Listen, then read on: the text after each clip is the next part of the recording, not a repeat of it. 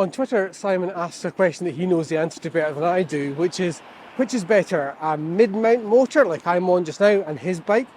So you'll guess the answer, where the motor is fixed to the frame where your pedals meet the frame, or a hub-mounted motor where the motor is in the wheel itself.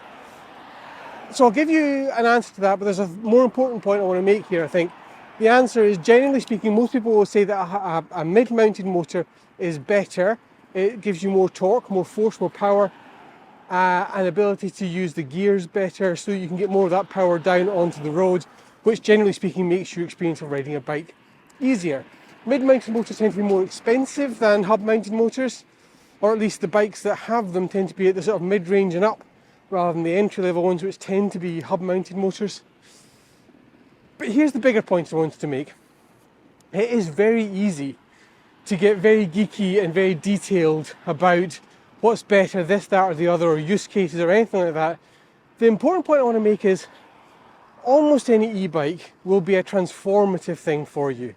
Will allow you to do things and go places and feel things that you haven't before. And so while I will always encourage folks to do the research and figure out what's right for them, and I'll encourage folks to spend perhaps a little bit more than they might necessarily be comfortable with, because most e-bike owners that I've spoken to are a little bit cautious when they first get into it, and then they realise, do you know what, I love this, I should have just spent the $3,000 on a Reese Muller or a Tern or whatever it happens to be. I'll always encourage you to do your research, but what I will say is, don't let the perfect be the enemy of the good. Don't let yourself get too hung up on those details. Go and try some bikes. Hire some bikes. Get on a bike, get on an e-bike, and see how it feels like to you to drive, because I suspect that you will find it transformative and joyful.